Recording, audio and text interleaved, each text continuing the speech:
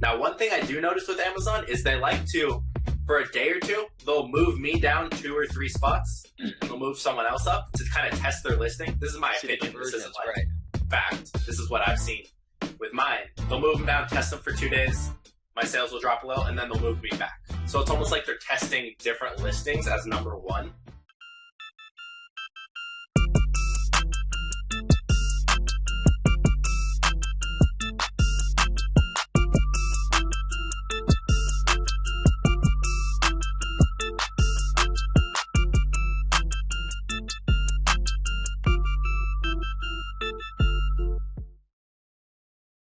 What's going on, everybody on YouTube? Welcome back to episode number 11 of the Raiken Profit Show. Today we have an awesome guest, Tanner J. Fox, and we're going to be talking about a lot of different ways to make money online. We're going to be focusing on how he's making $30,000 a month from Amazon FBA. But if you guys don't know Tanner, I was actually just saying behind the scenes how impressed I was by his rapid growth. You know, it took me about 4 or 5 years to get to about 70,000 subscribers. And I think he's been on YouTube for like 8 or 9 months, less than a year. And he's already at 57,000 subscribers. He was a millionaire by 21 years old.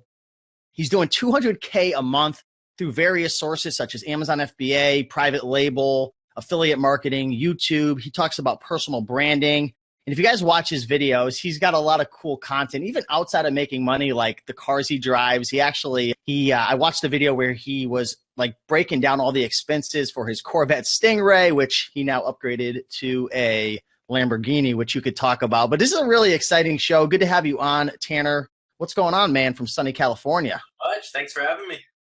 I appreciate it, dude. Everyone always calls out your whiteboard, man. Let me, for the people watching on YouTube, behind you is actually your profit so far it's starting at July. So what, the last 1, 2, 3, 4 months? 4 months wouldn't fit. I write too big. But wow. Yeah, total, and then the last couple months. That's absolutely amazing, man. 329,000 in July, 257 August, 227, 223 in October. So this guy's doing some big things. And how old are you right now? I am 22. Birthday's in July, but started doing Amazon and everything else when I was 20, I believe.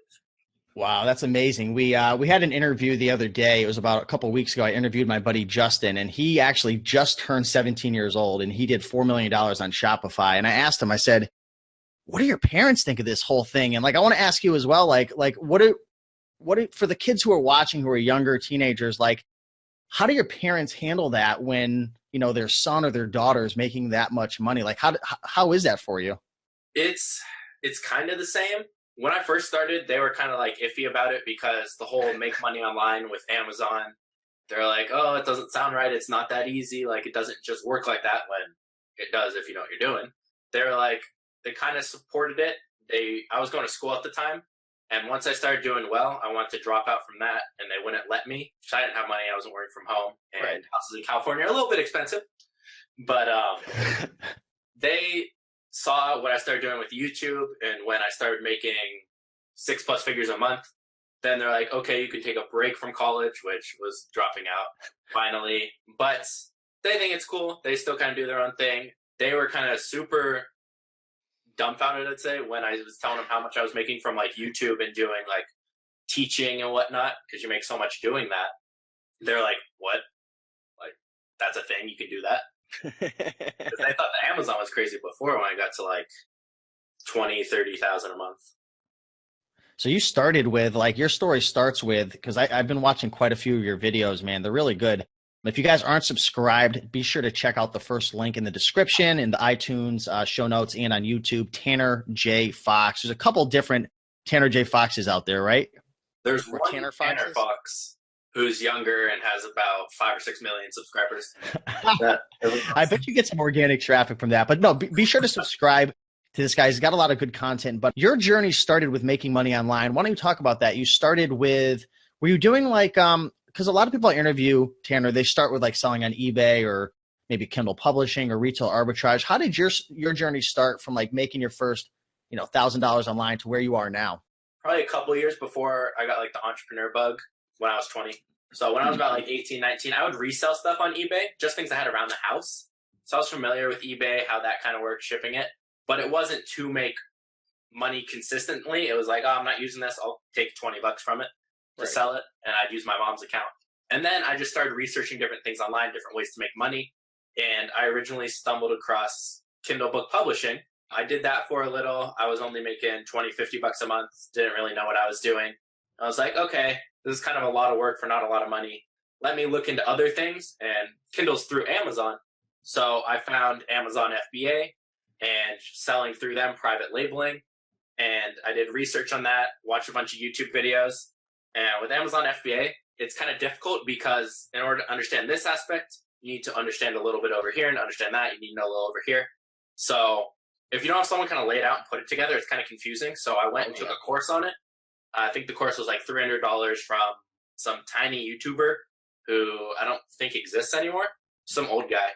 And I went from there. It was okay. It was an okay course. It showed me the basics, but not like more advanced how to do different things.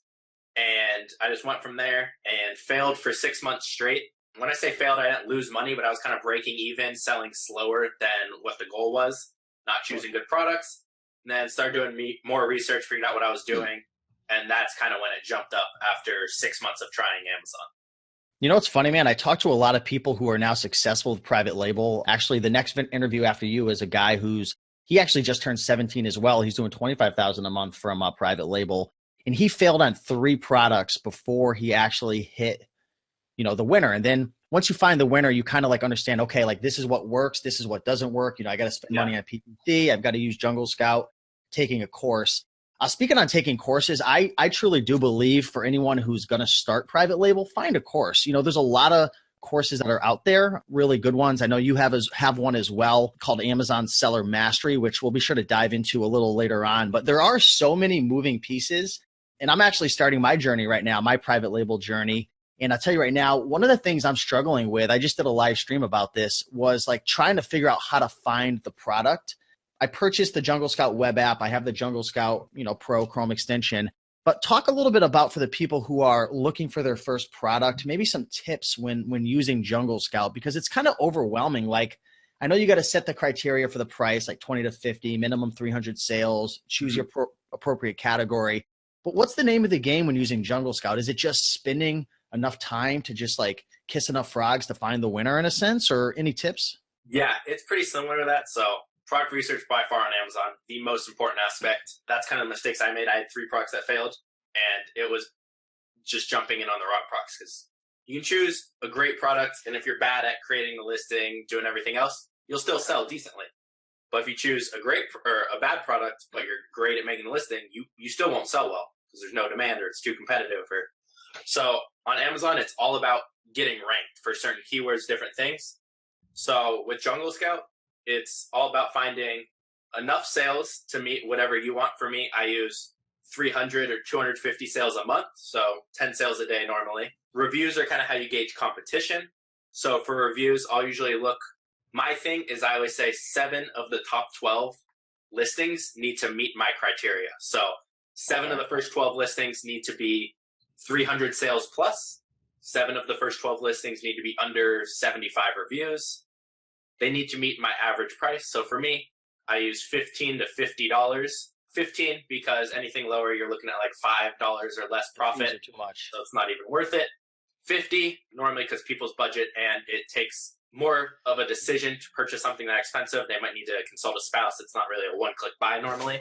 But as far as going through things on the web app on Jungle Scout, it's mainly just sorting through all the crap if you're doing it that method until you find a good one. So it does take some time. That is where most effort is in Amazon FBA, but it's just like finding the needle in the haystack. It just takes time. Yeah, no, I get it. That's kind of like the feeling that I had when I was doing it, like just being patient, maybe set aside, like, I feel like some people, they start doing it, and I kind of had the mindset where it's like, okay, I'm going to find the greatest product in like 1 hour. And I think it takes time. Like you were saying, you can do everything else right, but if you do product research wrong, then you're kind of screwed.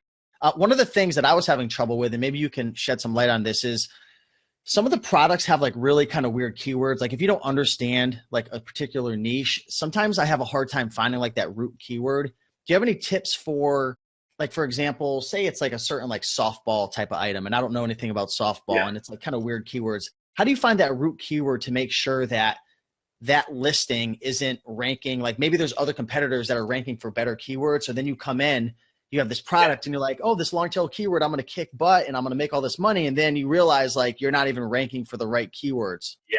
So finding the broadest keyword, I always go off of what is the most competitive. So if I'm searching like women's softball bat or just softball bat, and softball bat has more reviews, more sales than the other one, then I'd know that one is the one. So I will either just research the product myself. I'll see what is the most common keyword on multiple of the listings. Now, you do have to be careful in that sense because some people don't list it correctly. So there are a lot of bad listings on Amazon. So I'll just try multiple different ones that I think would be the broadest keyword, making sure they're not long tail, and see which has the most competition and the most sales together, which will normally be the same listing. And that's the one you're going to want to go off of because it's obviously getting the most traffic. Okay, cool. Yeah, I'm glad you brought that up. I was a little confused with it. Let me ask you, Tanner, what do you think the true opportunity is with private label? You know, a lot of people, you know, there's so many ways to make money, right? There's affiliate marketing, there's merch by Amazon, eBay, there's even retail arbitrage, you know, people going to garage sales and thrifting. What do you love most about private label? Is it the ability to be able to scale infinitely in a sense? Is it, you know, the passive income? Like, what do you really love about it? Why do you truly believe? Because I see a lot of your videos, you talk about the opportunity with private label. What is it exactly that people should be excited about if they're not aware? You can literally do anything else with it because it's so hands off. So finding the product is 90% of the work. You create your listing. And then after that, after your product's up and going, it's just managing it. So once a product's going, if I'm not looking for more new ones, I'll probably spend an hour, 2 hours a month working on it. So that's making sure I have inventory. So contacting a supplier saying, hey, I'm making a shipping plan. Can you send this to Amazon? Or just checking up on my advertisements. And that's it. So it's so passive and you can do other ventures with it or even keep trying to scale it. So the amount of work for what's actually possible with it, I think it's hard to compare to anything else. Do you continue to get more and more reviews as time goes on? Like, do you practice certain strategies to continue to like grow the strength of your listing? Because, you know, obviously with time, with all these internet opportunities, I don't care what it is, Kindle, YouTube, like there's always going to be more competition coming in. So what do you do to deal with the competition coming in? Is it getting more reviews? Is it improving your product? Is it, you know, adding a bundle to it over time, or just, you know, running more PPC? Is there anything you can do to deal with the competition that will come in eventually? With Amazon, it's kind of one of those things where when you're ranked higher, you get more sales. And when you get more sales, you rank higher. It's like a snowball going down a hill. Once you're kind of there, you're pretty much stuck there unless there's some insane competitor. Like if you're number one. So I've been number one for one of my like main keywords for 2 years and I haven't moved. I ran out of inventory for like 2 weeks once and I think I moved down 2 spots and then straight back. So reviews do add up a little bit over time and they keep coming. But once I get like 75 or 100, I'll kind of just cruise on that, not really focus on that because it's just running in the background and it stays there majority of the time. Now, one thing I do notice with Amazon is they like to, for a day or two, they'll move me down 2 or 3 spots and they'll move someone else up to kind of test their listing. This is my opinion. This isn't like fact. This is what I've seen with mine. They'll move them down, test them for 2 days. My sales will drop a little and then they'll move me back. So it's almost like they're testing different listings as number one or number two, number three. That's happened on 2 of my listings. Again, my opinion. I don't know if it's a real thing, just what I've seen. It kind of makes sense because, you know, Amazon's all about conversions, right? They're very, very, you know, analytical in terms of they don't do things for no reason. Like, so I bet you they're testing out, like they have something built into their algorithm where they almost like test out different listings to see what converts better, right? Yeah. Like how many page views, how many people purchase, and then if they purchase, are they buying any other items? So that does make sense. Are there any types of products that you recommend for somebody who's getting started, who, you know, they want to get into private label? Is there products that you'd want to stick with, other products that you'd kind of want to stay away from that are dangerous, high liabilities? Like you don't want to end up like having a child choke or like I was going through Jungle Scout last night and I found this like kind of like this gate item that like blocks in a kid. And I'm like, if this thing snaps and kills a kid, like it's, you know what I mean? Like things like that could happen. Like what, you know what I mean? So what are your thoughts on liability and choosing a product? I personally have liability insurance, but I still tend to stay away from higher liability The highest liability one I've probably done, which ended up being one of my first ones, which was actually patented, but at the time I didn't know to look for patents, was a faucet extender. So it just moves water so if it sinks here, it moves water here. It's like a little slide for the water, so it comes out here, closer to the kid. But I don't do anything that goes on the skin that's consumable. I tend to stay away from electronics unless you're going to go higher end, more expensive product and get tons of samples and work with them, especially if you're getting it from China. I stay away from electronics most of the time. Other than that, usually things with batteries I tend not to do, which again would be electronics. But as far as things I stick to, there's no really one good niche or one good category on Amazon. It's all about that individual product. So it's not like, oh, the baseball niche is amazing on Amazon. It's not like that. It's more so, this product's really good in this niche, this one's really good in this niche, which is why I personally have a store that's kind of general. It's not in one niche. So I sell a bunch of different products that do well instead of cornering myself in and forcing myself to sell items with less sales and more competition. That's interesting insight. What are your thoughts on selling standard size versus oversized? Like, my thoughts are, like, most people are probably going to go with the smaller items, standard, because you get it shipped by a plane. It's quick, easy to ship, cheaper. Whereas, I don't know if you follow Manny Coates with the AM/PM podcast. I think he's on pace to do $3 or $4 million this year. He'd actually be a great interview for your channel. He talked about the opportunity being with the oversized, bigger, heavier items, because most people, one, they don't have the capital to invest in it, and two, they don't want to wait. For someone just getting started, would you recommend going with standard? Have you ever messed with any oversized? What are your thoughts on that? I personally don't have any experience with the oversized items. All of mine are pretty small. All of mine fit in a shoebox and are under 1.5 pounds. But I have been looking at the more expensive, bigger items where I could do that. So possibly in the future. But I'd say if you're starting out, definitely go for the smaller, lighter ones, unless you have tons of capital. Because you're going to get killed with fees, too, if you choose a bad product and it sits there. Because then there's a long-term storage fees you have to worry about as well, right? If they're and what's the rule? Because I've never done a private label product myself. Like I said, I'm just actually getting into it, phase 1 research. What are the fees? No. What was the question? Is there a certain amount of inventory that you're only allowed to have in the warehouse, like at one time, or like do the fees increase if you get more? Like, how does that work? Like, can you ship in like 10,000 items at once, or? I think the limit is 50,000, 5,000. Oh, wow. I don't know. I never have that many there. I never hold that much inventory. I believe it's, I want to say 5,000. But I know you can get Google those, it after. Those yeah, I know you can get those limits changed as well if you contact them. Do you try to like keep a certain amount of inventory in terms of like duration? Like if you do you try to like only keep like a month worth of inventory in, or 2 months or 3 months? I was actually, for the people who haven't joined your free Facebook group, it's the Elite Entrepreneur, right? Yeah. Is that what it's called? I'll link that up below as well. Go join that. It's a free group, a lot of cool content. But I saw somebody asking in there, how many pieces of inventory should I order for my first one? And some people were saying a month. Some others were saying 3 months. What are your thoughts? So first order, I normally say 250 to 500 units, because that should last you about a month. That's to know if it sells well. Also, it's not a big risk if you choose a bad one on your first one. I still do about 500 units my first order. But I personally like to hold about 1.5 months, 2 months of inventory. So I like to have the cash flow. And again, less risk if something does happen. Normally it doesn't, but I have had something happen once. So for me, 1.5 months, 2 months. Again, it depends on your supplier, how quick it is. Are you doing sea shipping? For me, it normally takes me 15 to 20 days to get a product in. So when I have a month of inventory left, so 30 days, I will order and it will take 15. So I give myself a 2-week window extra so I never run out, because running out is one of the worst things you can do on Amazon FBA. Because your sales lower, which in turn is going to kill your ranking, which is going to move you down in the algorithm. And then your competitors pick up speed, and now you're trying to climb up the hill with a freaking snowball coming down at you, right?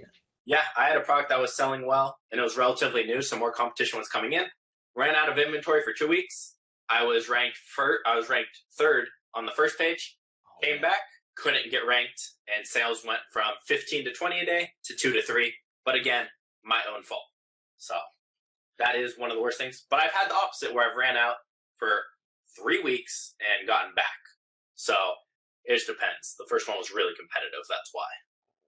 There's probably a lot of people watching who sell on FBA via retail arbitrage or just thrifting from, thrift stores, garage sales. And every now and then a package does get lost. But the thing is, most of our packages might only be, a couple $100 worth. If you have a small item, I'm sure you could jam a lot of them in there. Like, have you ever lost a box, like a shipment, like got lost? Because not only is that going to cost you the money, but then it could cost you, because now you have a lead time of 15 to 20 days. Like, that could cost you thousands and thousands of dollars. Has that ever happened, or anyone has that ever happened to them? And what would you do in that situation? I've had one person lose one of their boxes, which was like 40 units, I think. I personally never lost a box, but it ended up being found like a week later. Amazon just misplaced it. Honestly, don't think I know anyone that lost boxes like that, where it's most of their inventory or a good amount. The worst thing I've had was 50 of my units were damaged when they got to the warehouse by the supplier. Told the supplier, they gave me 100 free units my next order. Oh, cool. So usually suppliers are actually pretty good with that. If Amazon damages anything, they reimburse you for them anyway. So do you have your suppliers, how do I put this, Tanner? Do you have an inspection company working with your supplier to get that approval first? Because I've heard two schools of thought saying, what some people do is they get their items shipped to themselves at their home like 3 or 4 times, and then they get a good feel for, like, is the quality control up to par, and then they'll just have them shipped directly to the warehouse without a inspection company. And then there's people who just go straight to, like, inspection company direct to the warehouse. What are your thoughts on that? Some pros and cons. I've never used an inspection company. It depends how much lead time it adds. I like to be quick, so if it adds a couple days, I wouldn't be a fan, but obviously quality matters. If you're getting a ton of returns, your account can get shut down. So it's definitely worth doing. A lot of times I'll order my first batch or some of the batch to my house to check on it, see how it is. But I've never really had an issue without using an inspection company. I've had one product that got, I think it was like 1.5–2% returns, or defect rate, which is above what it should be. And I just contacted the supplier, told them, they fixed the issue, and went from there. So I personally don't use them. I know a lot of people that do. It's not too expensive, but I just don't feel a need to, because I've been working with the same suppliers for a while. Yeah, you build the relationship, you get to know each other, build a mutual respect. So that's some really good insight right there. I appreciate it. Now I got a key question for you right now, Tanner, man. Are you ready for some rapid fire, man? You are an expert pro speaker, man. So I'm gonna hit you. I'm gonna try to stump you, man. That's my goal right here. Is that okay? Yep, let's do it. All right, man. Name one super duper awesome success story, like maybe one day where you had like a ton of sales, or maybe a trending product took off. Like, what's your biggest success story with private label? Like something that stands out. I had a $3,000 day. I think that was my best one. Ooh. I've had a student do $75,000 in a month. No, you Profit. Yeah, I have students beating me. So, what do you think the difference is between a student of yours who takes your course that succeeds and one that fails? Like, if you had to, like, say in like 20 seconds or less. Product research, a little bit. People will jump on ones that they see high sales. Just because they see high sales, they bite on it and don't really look at the competition too much. And the other main thing is going and putting out the same products that's already out there and not differentiating at all by bundling something with it, making a small change or an upgrade, just throwing out the same exact thing that's already out there. Who's this business for, and who's this business not for, private label? I don't know anyone I wouldn't say it's not for. If you like doing all the work, then it's not for you. But I mean, if you want to make money online, free up time, you can really do it. If you don't have any money to begin, this wouldn't be for you. I always say you need about $750, $1,000 for your first order, and you're good to go. As far as who it's not for, I'd just say someone who doesn't have money. You got to stay organized with Amazon. I'd say that's one thing. So if you're really unorganized, get organized, start Amazon. But I mean, like I said, it frees up so much time. It's very passive. You can scale it. You can easily make full time. You see people going from, in 1 month, I went from $1,000 a month to $12,000 a month, like that. And the next month to 20. So it's very scalable. Other than that, I mean, I don't know anyone it's not for. I like that answer. I was going to say, if people don't like to make money, man, maybe that's not for them, you know? You know, like I said, I'm starting my private label journey, and to be 100% transparent, Tanner, I actually I was in the process of launching a private label product about a year and a half ago. And it was a watermelon slicer. And at the time, there was like literally 5 or 6 sellers. There was like nobody. I know for the people listening on iTunes, he's literally cracking up right now. I deserve it. I remember it last year. And I remember this year I got sent a ton. Some, So, there was like no competition. Like it was up at like $25 and like it looked great. Like I had a friend of mine who was making a ton of money. He's like, listen, that's good. Like it's a go. Like at the time, there wasn't a lot of competition. And I got the samples. I was ready to roll. Like I was so excited. And like 15 sellers came in. The price dropped down to like $7. And I'm like, that's me slamming something. I'm like, wow. Like I felt so discouraged. And you want to know what? I gave up and I quit. I gave up and I quit. And that's the number one reason why I think people fail in life is they give up and they quit.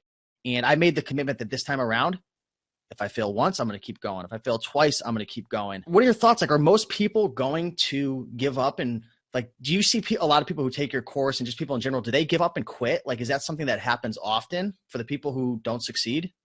yes, I try and urge them not to, because my whole thing is funny. I made a video today. I said the main thing for being successful is consistency. Show me someone who's been doing something a year and trying to fix things and going about it and solving all the problems that didn't make some money. You can't just go once, throw something at it and be like, oh, this didn't work. I had 3 products that failed. It took me 6 months. I started with $1,200 and built everything off that. So you'll see people start one product. Oh, this doesn't work. Obviously it works. There's tons of people doing it, making tons of money. That's not even the question. It's, it works. Don't reinvent the wheel. Do what works. Differentiate yourself a little bit. And if it's not working, it's you. Figure out what you're doing wrong and adjust. So I see a lot of people start one product and they're like, oh, Amazon's too competitive now. That's why it's not working. I'm done. I'm going to go do something else. When in reality, I know you're saying like as time goes on, it gets more competitive. If you can compare Amazon selling from right now and 2 years ago, it was more competitive than it is now. If you're comparing the amount of sales to the amount of sellers, it's less competitive now than 2 years ago, that percentage. Because while more people might be coming in, there's way more buyers coming in than sellers, right? Is that what you're saying? There's more room to grow. There's always new products coming out. There's just new things. Plus with all the restrictions and stuff, I bet you there's people that are getting discouraged and giving up with certain barriers to entry and whatnot. Where would you like to see a student of yours? Like say you had a student that was very, very motivated, maybe like myself or someone who's similar, who maybe they have money to invest. Money's not an issue. I'm not talking about somebody who only has like $100, but somebody who has money, someone who has business experience, somebody who they understand keywords and Amazon. Where could they potentially be in 1 year? They take your course, they go through it, or someone else's course, or they just go in your Facebook group, they learn whatever it is, watch videos. What's the potential a year from now? Let's say, so I always say a normal product should do 2,000 to 4,000 profit a month. So let's just say they start one product every month, and let's just say it does 3,000 on average. Now you're going to have some big winners that do 5 to 10. You're going to have some that maybe do 1, but on average, we'll say 3,000 or 4,000. We'll say 4,000. So let's say they do 4,000 a month. At the end of the year, they're at about 50,000 a month in profit. Now, again, that's if they start a product every month and keep going from there. They could start 2 some, they could start none. I'd say realistic, if you're a brand new beginner, you're starting with $1,000 and you have to reinvest in everything, I'd say $10,000 to $15,000 is reasonable for your first year by the end of the year, aka like a month. So not total, but per month you should be at 10,000 to 15,000 minimum after a year's time. That's exciting. That's really cool. And I think I heard a statistic. Maybe you could help me out with it. How many millions of various products are there? Because, I even got left with like a bad taste in my mouth when like we were talking about like people thinking like competition is like too overwhelming. And like, I'll be honest, like I had that limiting belief a year and a half ago. It was just, I think just immaturity and I was just a little ignorant. But how many products like are on Amazon? There's millions, right? Like hundreds of millions. So it's like someone will be like, well, that it's too competitive, like millions of products and like there's all like millions of niches and then products within each niche. It's absolutely amazing. And how many products do you really have to find to make a living? You know what I mean? Like I had one that made me 20,000 a month for 2 months. And right now I have 6. So on average, you're doing 5K a month. So you have 6 products right now? Yeah, working on the 7th. How much time do you spend per week? I've been outsourcing my product research. So I've been hiring people on Fiverr and Upwork, mainly Upwork. Oh, cool. To do product research for $4 an hour. So I'll say, here's the criteria. Go use my Jungle Scout. Save anything you find that meets this criteria. And then I'll do the last little analysis. So it's saving me time. I've been playing around with that the last couple of weeks, like 2 weeks. Yeah. So, but I probably I've been spending a lot less time, especially the last couple of months, because I've been focusing a lot on YouTube and my courses and whatnot, because that makes me a lot more. My courses make me the most, so I'm going to funnel the majority of my time into what makes me the most. But with Amazon, probably, honestly, an hour to a month still. Not as much as I should. If I was doing that full time, be spending a couple hours a day. Cool. Awesome. I really enjoy your transparency. I've noticed like the YouTube channels that I'm most attracted to are the ones that are just like fully transparent. And I appreciate you just like sharing the numbers and stuff. Let's talk a little bit about your course for the people who are listening. And, by now, for anyone who's a beginner, they're probably a little overwhelmed. Maybe they don't fully understand some of the things that we're talking about. And they're probably thinking like, I want to do this, but I need someone to like hold my hand step by step. And I'm the same exact way. Yeah. Let's talk a little bit about what's inside your course. Now, your course is called Amazon Seller Mastery. It's hosted on the Teachable platform, which is a great platform to host content, and it's really easy to go through. But let's talk about what's inside of it. How does it work?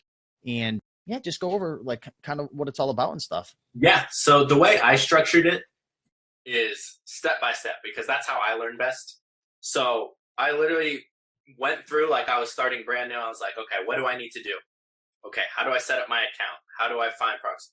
And just did everything in a step-by-step manner. So when I tell people in my course, I always say, go through, watch it, take notes. It's not super, super long, probably 4 or 5 hours. Take notes, learn it. And then when you're going back and you're going to start, go through it and actually do it, because it's in the step-by-step order you need to go through. So you already watch the video, click a button. Okay, you did this, do this. So it's laid out step by step with that.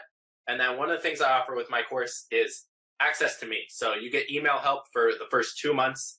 Whether it's any extra questions you have, or you want me to review certain products you find, saying, could this be a good product? I don't know if this is a good one, which I think is probably the most valuable thing of it, is the access for me to review your products. Yeah, because like we were mentioning before, and you were talking about, you can do everything right. Like if somebody follows everything in your course content, but they don't get the product research done correctly, right? You're in trouble.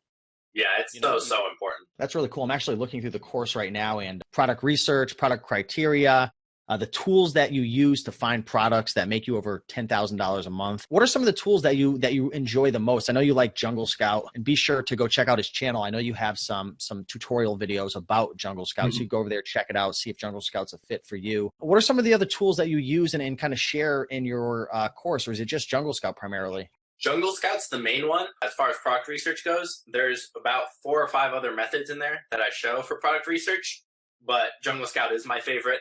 I do show kind of how to use Alibaba or spying on Facebook ads or other competitors' stores and whatnot, how to do that and find products. But I think Jungle Scout's my favorite, and the only tool I'd say is a necessity. One of the things that I'm a little concerned with, because I'm just kind of like looking ahead a couple steps on my journey, is going through Alibaba. In your course, do you go through kind of like how to find a good supplier and manufacturer? Because I know they have like gold supplier, and then there's like, it's just kind of hard to understand. So like I was actually looking for something that would kind of break down exactly like what to look for, like what questions to ask. Do you have anything in there about that? Yeah. So I break down what you need to look for in the supplier. So are they a gold supplier? Do they accept trade assurance? What payment methods to use? And then I give you my template that I use to contact them. So what you need to ask for in a supplier, and you just kind of fill in the blanks. So I want X amount of units and delivered here, and then that's all you have to fill in. The rest is already written. Wow. That's cool. I've heard a lot of great things. I haven't personally gone through your course yet, but I definitely am going to. But I am a part of your, Elite Entrepreneurs Facebook group, and there's been a lot of really, really good feedback about just how it's just step by step, and it's, just right to the point. So yeah, for anybody who's interested in that, be sure to check the link down below in the description to check that out. And again, go check out his YouTube channel, because he has a lot of videos just sharing like there's only so much we can cover in this video. I wanted to talk really quick, because I know we got to get going shortly, about some of your other income streams as well, because you've really been blowing up. What's your other favorite income stream outside of private label and Amazon FBA? Personal branding. So when I say personal branding, some people get confused. It's me. So you, your YouTube channel, any content you create. So if you look at like all the big guys, Ty Lopez, Alex Becker, those kind of bigger figures, they all teach. And they did something, they're successful, and now they teach it. And they continue to do that because you make so much teaching. Now, that's not to say, okay, don't go do Amazon.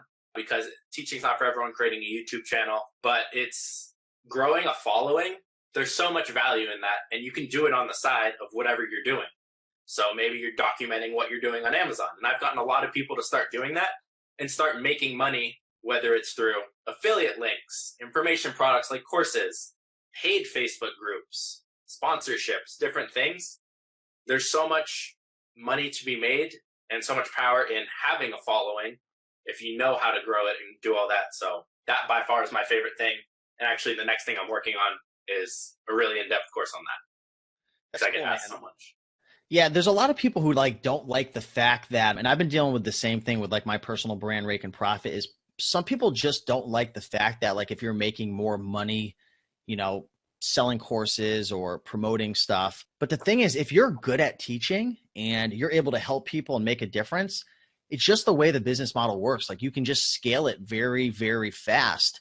And at the end of the day, for me personally, because I've actually gotten to the point where I'm in the same shoes as you, where I actually make more money than reselling through affiliate marketing, through personal branding, Google AdSense, email marketing, selling products. I have a membership site. I always say to people, never feel bad if you're making more money from something. If you don't, if, for example, if someone doesn't do it and they're just making it up and it's a scam, that's another story, man. But that's one thing I respect about you is the transparency. How do you make the most money from your YouTube channel? Obviously, it's probably courses and stuff, but I was more interested about the affiliate marketing. For the people who are interested in that, any tips for affiliate marketing with a personal brand or an email list or something like that? It's all about traffic. So you have to know how to do the back end YouTube stuff. I'd say YouTube is probably the most powerful way to do affiliate marketing. So if you know how to rank, for example, I did an affiliate thing for Jungle Scout. I have an affiliate link. I made a video teaching how to use Jungle Scout find products. When I give them all that value, show them how to use it, they're like, oh, this is a good tool. I can use this to make more money. I'm going to go buy it. I make money from that, obviously, affiliate marketing. So if you can provide value for someone and get an affiliate link for something like that, where you're giving a lot of value, I think it works really well. And again, if you know how to rank and get the traffic and the value's there, it'll blow up, because that's one of my more popular ones. It was my second video I ever made. So I had 100 subscribers and I made that, and that one kind of blew up. What are your thoughts on when is it the right time? Because I know you're really big in the cars and everything. And I think was your first sport car a Corvette Stingray? Yep. We were talking behind the scenes. I'm actually in the market for one as well. I'm looking at just kind of a stock one. I really just like the looks of it, and it's already fast enough to kill myself just being stock. So I'm not looking at the 2 LT or whatever it's called, but I'm looking for a white one with black rims. I think you had did yours have black rims on it as well? Yep. I had the so beautiful Z51 package with it. So the little spoiler on the back all the way, the wheels. When is the right time for somebody to take the profits from maybe a private label business, or, maybe they make money from affiliate marketing or whatever, to invest in a car, considering they have a personal brand? And I've watched your video, so we don't have to go too in depth. Some people say it's a bad business model and all that. And you actually had a really good video about how it actually helped you make more money. But for someone else who has, 50, 100K sitting in their bank, 200, whatever, when is the right time to get something like a nice sports car? Yeah, that's a hard one. I hate this question. But I got him. Yeah. No, I know. If you want an in-depth answer, guys, watch my video a week ago on how I get paid to drive a Lamborghini, I think it's called. But I break it down and how I made way more on having the Lamborghini from people buying my courses from my personal brand, that traffic, than if I invested in a 10% return in real estate. And people get real mad when I say that. But it all depends on the individual. How much are you making? I was making enough to buy the car in cash in a month. So it wasn't hard for me to be oh, would you buy the car if you didn't do personal branding? 100% I would have bought it. If your answer would be no to that, I wouldn't say buy it. It's not just going to magically increase and you're going to make more than it's worth. It really varies a lot. So if you would buy it without it and you feel comfortable with it, I'd say do it. Again, it depends. Are you married? Do you have kids? How much do you have saved? What do you have invested? How much are you making? There's so many little factors. It's hard to give a straight answer. But when you feel comfortable, I bought all my cars when I didn't feel comfortable, I had enough, but I felt I would make it later. So I'm okay, I'm okay. So it really depends on the individual. Did people start to treat you differently when you had gotten that first Corvette, and then obviously you moved up and honestly with the Corvettes, no different really. The Lambo, Just a lot of people like looking and confused. A lot of people assume I'm an athlete or like play baseball or something because I lift a little bit. But I don't know. You get random people. I've never really gotten hate from it though, which I'm surprised in person. But you get like a lot of people randomly like talking behind your back, not in a negative way, that they won't say things to like you, if that makes sense. Like I go to the gym and people will talk to my friend when he goes alone and be like, oh, like what is that guy like? And try and like talk about me, and like people kind of distance you as like someone who's hard to reach because you have that car, you have money. Wow. When in reality, so they won't come talk to me anymore. They'll kind of avoid me because of that. Again, not in a negative way, but they feel like they kind of like distance it almost as like you would a celebrity where like, oh, he probably doesn't want to talk to me because of this. When in reality, it's not like I'm the same exact person. I just have that car now. It's kind of like, I don't know if you've ever heard of this, but it's like the most beautiful woman at like a bar or the club, they actually get approached the least amount because all the guys are like, this girl is so beautiful, so gorgeous, I don't stand a chance.